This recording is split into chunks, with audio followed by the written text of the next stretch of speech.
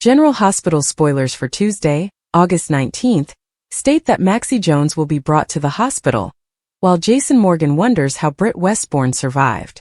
Carly Spencer will also blame Nina Reeves for Willow Tate's distress, so let's speak about what's next in Port Charles. First, Drew Cain will admit to being a victim of a crime and attempt to start the legal process against Michael Corinthos. Meanwhile, Carly will have a heated argument with Nina. As things heat up, Carly will assert that everything Willow has lost is her mother's fault, causing Nina to lose her fury and lash Carly. Diane Miller will meet with Michael and Sonny Corinthos to strategize. Diane will admit that Michael understood what he was doing when he decked Drew, and she will now warn him that it could cost him. ADA Justine Turner, on the other hand, will have different intentions now that she has seen another side of Drew. Justine will help Sonny and Michael by forming an alliance with Anna Devane, who will be suspicious at first. Anna will assume this is a trap, but she will eventually consent to Justine's idea. Justine and Anna appear to be plotting to destroy Drew's assault case, since he is about to release his rage in the next episode or two.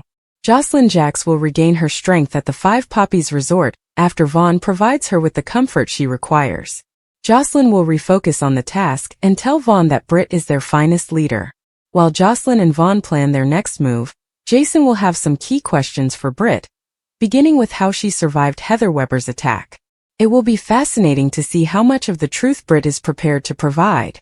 Maxie will be transported back to Port Charles by paramedics after collapsing on the home and heart set. When Maxie is rushed to GH, Lucas Jones will go into action and do anything he can to save her life. Maxie appears to have been poisoned with face cream, which could be part of Jen Sidwell's plan to keep her quiet. If Maxie falls into a coma or is stolen from the hospital later, Sidwell can prevent her from providing any evidence to the police about Sonny and deception. According to General Hospital spoilers, Maxie's health crisis will scare all of her loved ones, so keep an eye out for some unexpected news. The General Hospital recap for Monday, August 18, 2025 is finally here. Maxie Jones falls. Jen Sidwell takes against Drew Cain. Plus, Justine Turner focuses on a new criminal. Drew Cain threatens Sonny Corinthos, according to ADA Justine Turner. Now he is threatening to imprison Michael Corinthos. The politician insists that Sonny sell the piers, grant Willow Tate visitation, and leave Port Charles. The mob boss claims Willow is already aware that Drew is a loser. Turner appears after Drew has left and accuses them of extortion. Sonny tells her that if she comes forward, she may lose her job. She agrees to find a way to punish Drew. Read more. Find out what occurred on the last episode of Stella Henry questioned at the hospital. Stella Henry is perplexed by the investigators want to speak with her. Jordan Ashford and Felicia Scorpio try to help by recommending a lawyer. Stella, on the other hand, argues that she has done nothing wrong and goes to speak with them privately. Stella welcomes the two suits into a conference room where they can meet quietly. However, not having a lawyer with her could be a serious error. Over at Windmere, Sidwell and Lucy Coe are flirting. The woman must depart, so Sidwell speaks with Marco Rios and discusses her. The villain claims Lucy has a good heart. Drew interrupts talking about Sonny. He describes getting punched by Michael in public. As they argue, Drew claims that imprisoning Michael is the only way to reclaim Willow's children. Sidwell believes they will lose their only bargaining chip. Drew goes, and Marco and Sidwell worry that he may become a liability. General Hospital spoilers. Maxie considers going rogue, but will it cost everyone everything? Maxie Jones collapses at home and heart. Flora Garden speaks with Brooklyn Quartermain. They explore family ties and issues with both Lois Cerullo and Gio Palmieri. BLQ asks Floria whether she feels she's being too harsh on her mother. While they understand how hard family connections may be, there is simply no easy way out of this. Martin Gray meets with Maxie. She is concerned about being tossed out of deception. Martin says that her career will be safe, but her friendships will not. Maxie proposes a meeting with the district attorney. Martin instructs her not to warn the others. Everyone's about to go on air. Maxie spreads cream across her neck. While the cameras are still rolling, Maxie collapses. Share your opinions in the comments area below. Remember to keep watching ABC soap operas to see what happens next. Jason Morgan waited outside the hospital, his leather jacket wrinkled from hours of riding and his jaw clenched in concern. He'd learned about Maxie's accident from Sam, who had called him in a hurry, her voice breaking as she relayed the information. Jason's immediate inclination was to get to General Hospital to ensure Maxie's well-being, but his mind was already racing with other questions unrelated to the collision. As he walked into the hospital, his boots echoing in the quiet hallway, he noticed Britt Westbourne across the waiting area. His eyes narrowed. Britt was alive and well, standing there as if she hadn't been feared dead for months. The last time Jason saw her, she was entangled in a web of deception and danger, her fate uncertain following a failed escape from Port Charles. He'd heard tales about her death, whispers that she'd been killed in a devastating crossfire, but here she was, her dark hair pulled back, her doctor's coat pristine and professional. Jason did not waste time exchanging niceties. He moved across the room in 3 big strides, his voice low and furious. "How are you today, Britt? Everyone thought you were dead." His words were not accusatory at the time, but they held the weight of someone who had previously been burnt by secrets. Britt's visage wavered between defiance and tiredness. She adjusted her stethoscope and waited a bit before responding. "It's a long story, Jason," she remarked, her tone firm but reserved. "One I don't owe you." She turned to walk away, but Jason's hand grasped her arm, not forcefully but enough to make her stop. He wouldn't let this go. "Maxie's in there fighting for her life," he murmured, his blue eyes fixed on hers. "If you know anything that could help, now is the time." Britt released her arm, tightening her lips into a narrow line. She was not used to being cornered anymore. She'd spent months reclaiming her life, clawing her way back from the brink of oblivion after faking her death to avoid her mother's plots.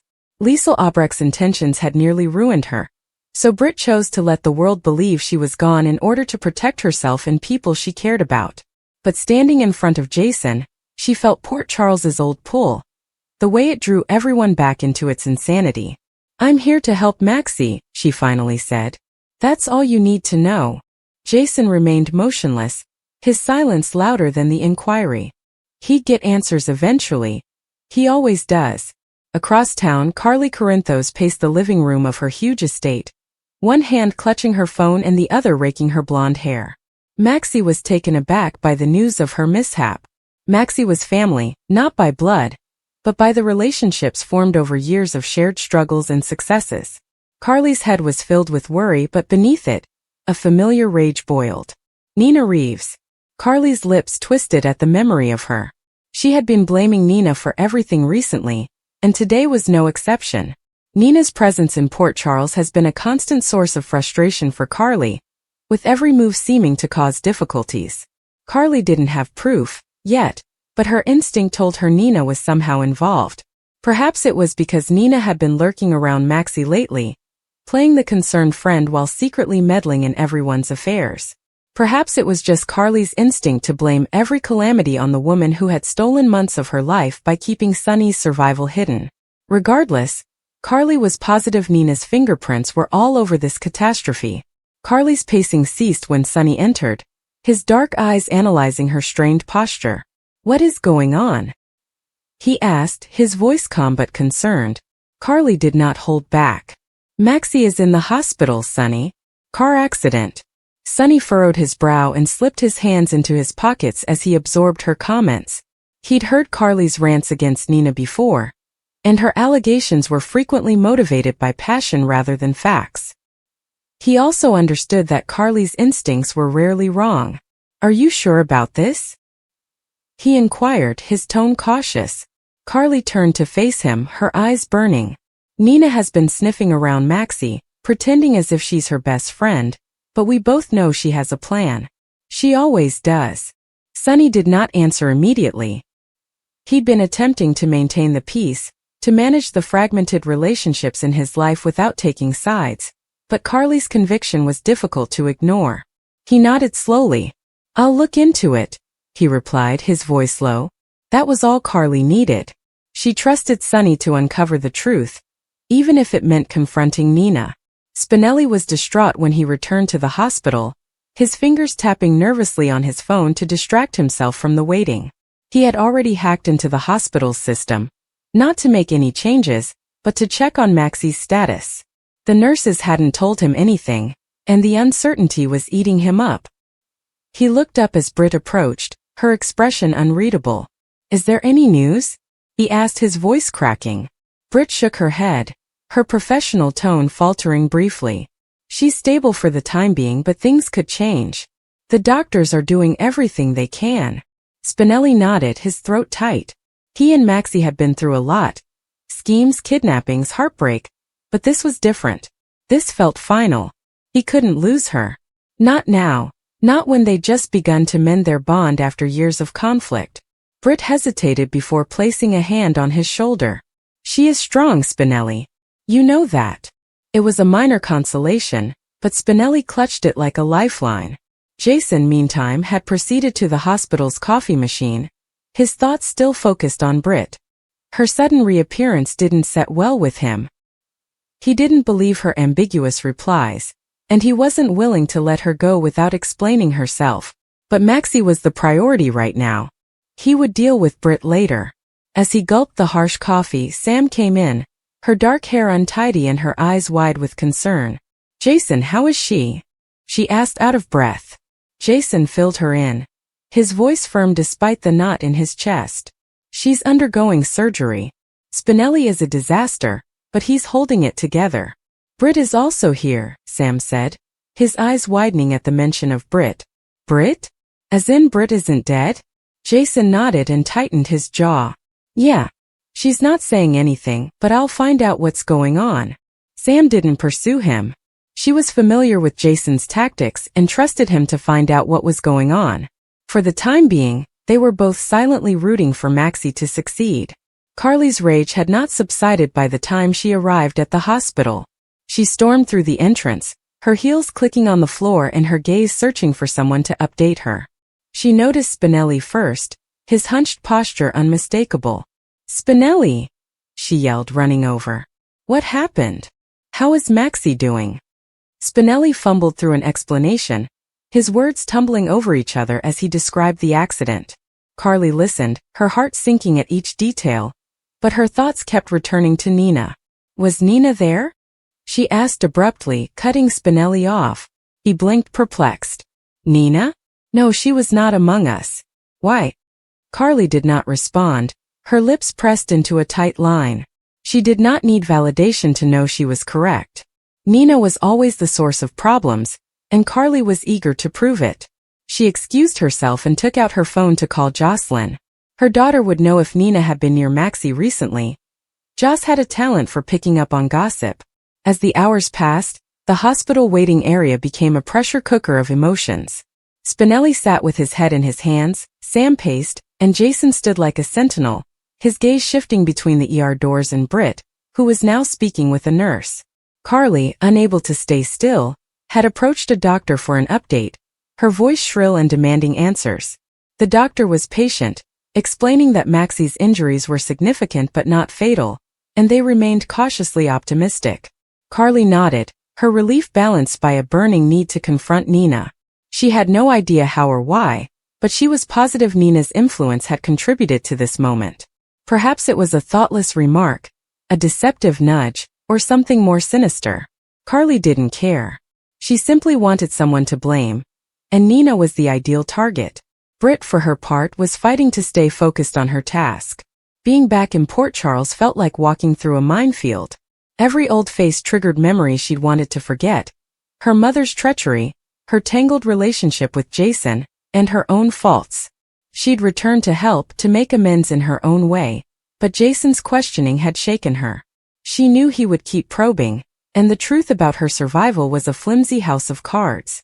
She'd staged her death with Liesel's assistance, using her mother's connections to vanish, but the details were hazy, and Port Charles had a way of revealing secrets. Her hands trembled as she reviewed Maxie's chart. She couldn't afford to come apart, especially when Maxie needed her.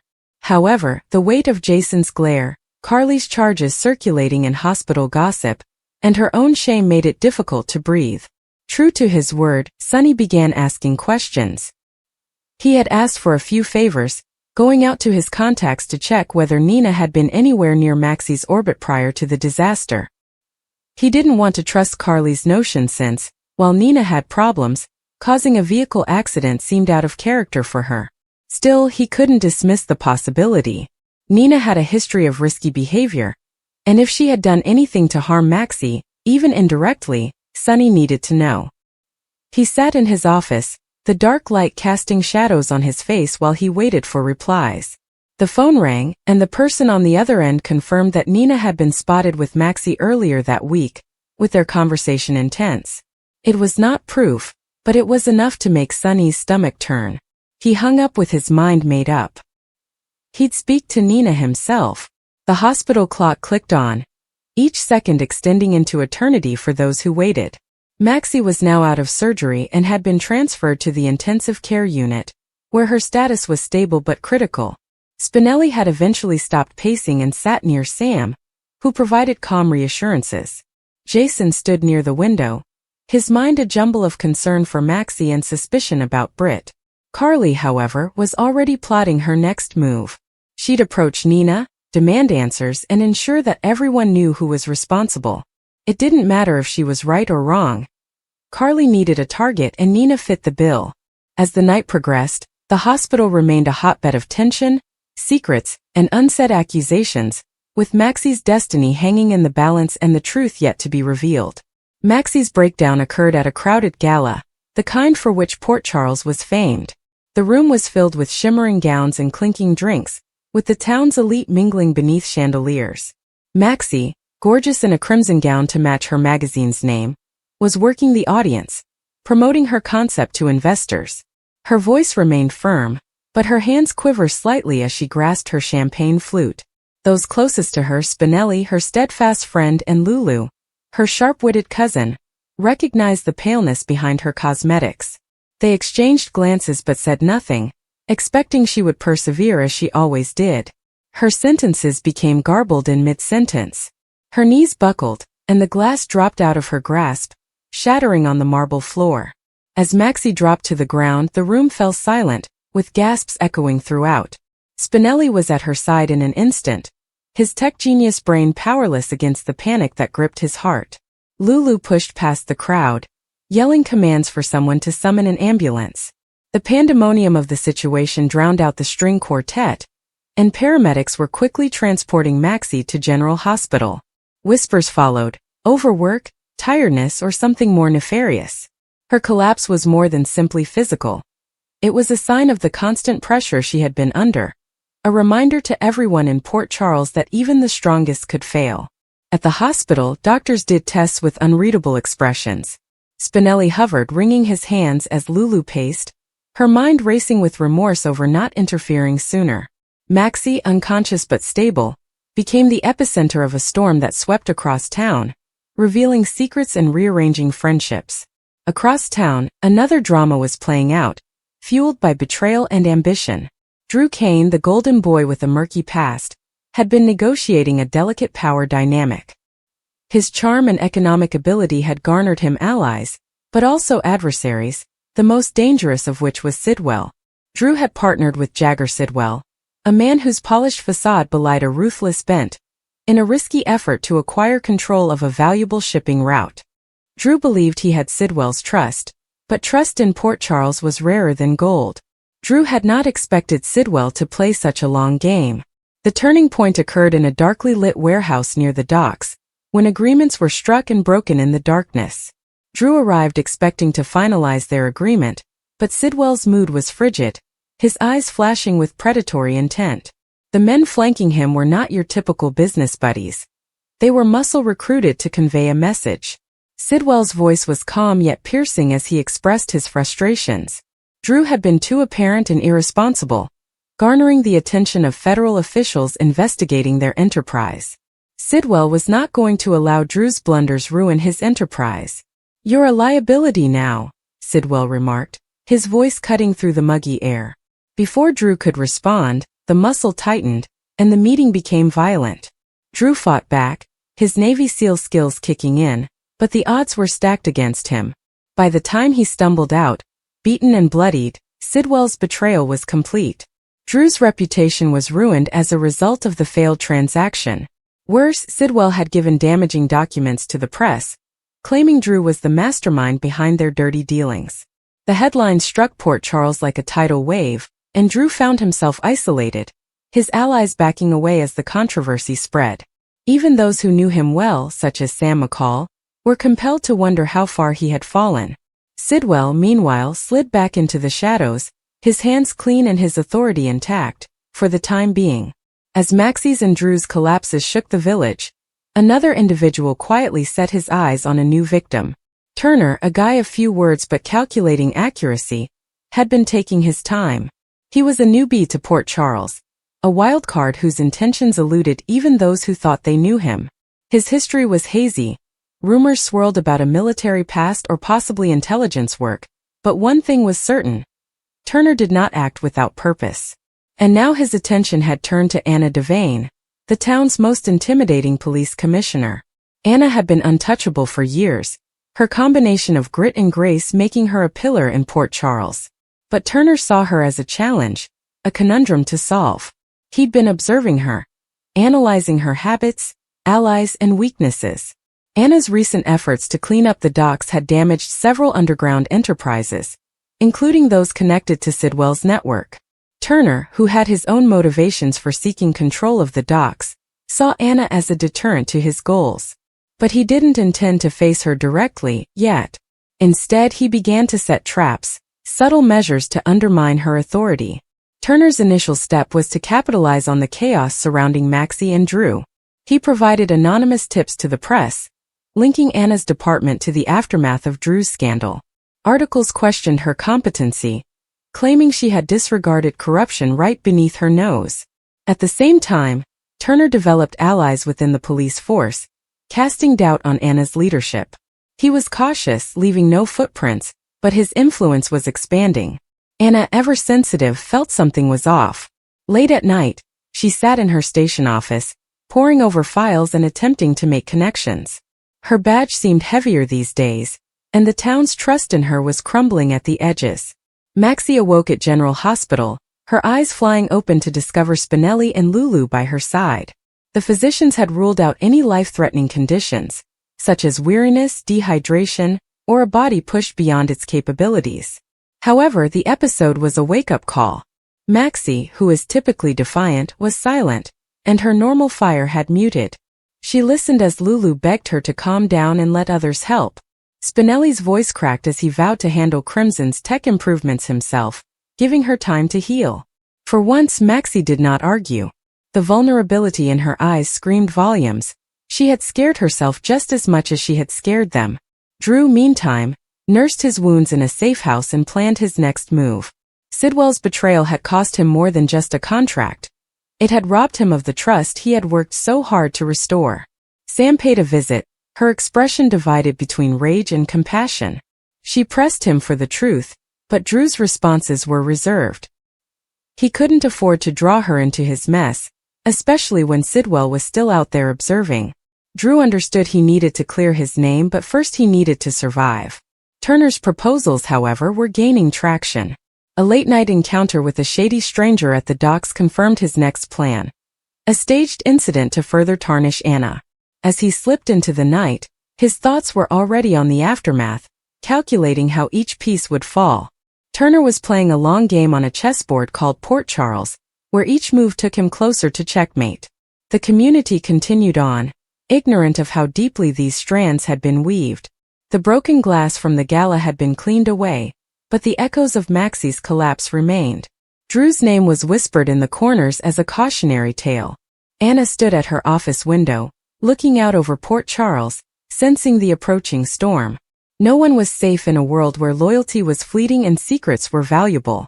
Not Maxie, Drew, or Anna. And as Turner's shadow grew larger, the game had only just begun.